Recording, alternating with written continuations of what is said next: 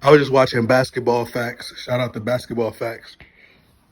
And he was talking about LeBron James and how the league should strip him of his MVPs, all his accomplishments, all his MVP awards, his finals, rings, the trophies, everything, right?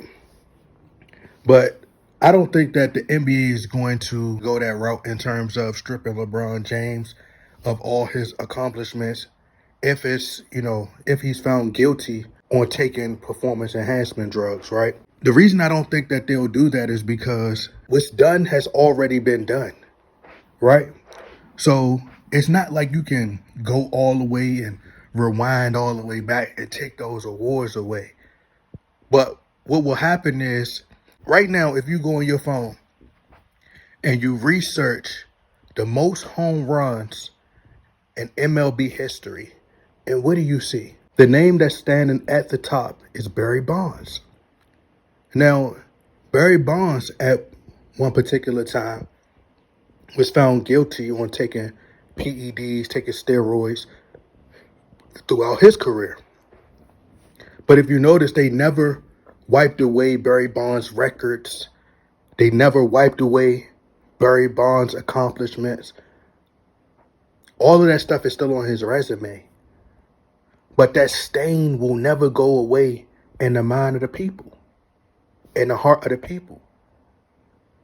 But what I do agree with Basketball Facts stated is that a lot of LeBron James fans, the Bronsexuals, they're going to rush to defend him. But there will be a lot of them who will eventually, as time progresses, in the back of their mind, well, in their heart, they'll be disappointed. Trust me, there are Bronsexuals out there who will be disappointed. But they don't matter anyway because they don't even watch basketball. All they know is LeBron James. That's all they ever known. The reason they follow the Lakers is because of LeBron James. The reason they follow the Miami Heat from 2010 to 2014 or 2015 is when they was watching basketball and they watched games here and there. But they've never mattered to the sport anyway. I've had a conversation with my cousin, huge Bronsexual, huge LeBron James fan, right? And we sat in, me and him sat in me and my brother's barbershop one day, and we were having a discussion. And I wanted to ask him, this is how you pick the brain of a Bronsexual, to see if they really know basketball. Ask them their top five, right? Just ask them their top five. So my cousin named his top five. I believe he said LeBron James, Kobe Bryant. I think he might have had Michael Jordan in there, Allen Iverson, and I can't remember who else it was, but mostly current players, right? With the, exception of Kobe. Long live Kobe. But for the most part, he had current players. Now, when I went to name my top five, I said my top five was Michael Jordan, Kobe Bryant, Kareem Abdul-Jabbar, Wilt Chamberlain, and Bill Russell. You know what his response was? He said, cuz you ain't never watched none of them. Cuz you didn't even see them play, cuz you wasn't there. But it goes beyond that. You think Kobe got to watch Wilt Chamberlain play? You think Kobe Bryant, who's a huge student of the game, was alive to watch Wilt Chamberlain play, or alive to watch David Thompson, watch film on Jerry West, Julius Randle, a lot of the past legends? You think Kobe Bryant was alive to watch a lot of those great players? No, but he studied their greatness, and that's what I did. I did the homework. I studied. I loved the game. And Kobe is part of the reason why I love the game. Because when he told me he went to go study Jerry West and all these greats, what did you think I did? I went and studied the greats. That's what I did. I went and studied Jerry West. I watched documentaries. I was outside in my mother's driveway practicing my left hand because my left hand was horrible. It was trash. But I knew I had to get better. When I heard Kobe Bryant do an interview and he was like, man, I was in the gym shooting 1,000 shots a day. I went outside. I said, man, I can't shoot 1,000 shots a day. But I could at least go out there and try to shoot 100 straight or try to make at least 20 straight or at least try. But they don't know basketball, bro. They don't care about it. The only reason they watch is because of LeBron. That's all they know. They're casuals. If LeBron James stopped playing today or tomorrow, they probably wouldn't even care about basketball. They wouldn't even follow it.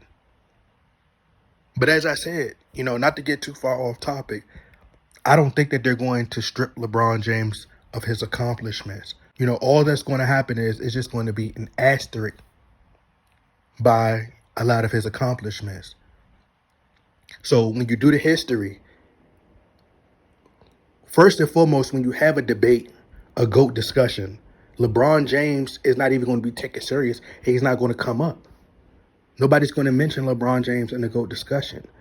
But when you break down the resume and you may look on the list, you'll see it's like Kareem Abdul-Jabbar. Just because Kareem and Karl Malone are ahead of Michael Jordan, that don't mean that they're better than Michael Jordan. Michael Jordan was the greatest player to ever play the game, in my opinion.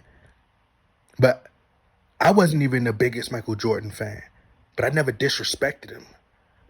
When I seen how Kobe embraced Michael and how Michael embraced Kobe, that made me gain a ton of respect for Michael Jordan, because what Michael Jordan did for Kobe, and if it wasn't for Michael Jordan, there would be no Kobe. He gave Kobe that will. But as I said, man, you're going to look at his resume. You're going to look at that finals MVP, and you're going to be like, oh, well, he took steroids. And if you think about it, a lot of his accomplishments already got asterisks by him anyway. The league is too invested. They're too invested, so they're not going to take none of that stuff away. He'll have it, but he got to live with it. He got to live with that, looking at that ring, knowing that he cheated to get it. Everything that he's done up until this far has an asterisk by it. So it wouldn't be a surprise. I mean, it's going to be nothing to him. LeBron James is a manufactured puppet. I just did the research where Mike Brown won a championship in 2003 with the San Antonio Spurs. He was a part of the coaching staff. Mike Brown had a ring with the Spurs. So you had the formula because you took one of their coaches away. He know the Greg Popovich system. So Mike Brown, somebody from San Antonio, came to be your head coach, and you lost every single year in your first stint with Cleveland. As I said, you had better talent in 2010 and 2009, the years you went up against Boston and you went up against Orlando. You had finals experience, and you had more talent then than you had in 2007 when you advanced to the finals. But you couldn't win in 2010 and 2009. Then you go to Miami and lose on the super team. You beat a young OKC team, asterisk. You beat an old San Antonio Spurs, asterisk. You go into the finals every year, but you keep losing. You keep losing. Another asterisk. You have a losing record in the finals. You lost to an old Spurs team. To an old Spurs team. Got shut down by Kawhi Leonard. Go back to Cleveland.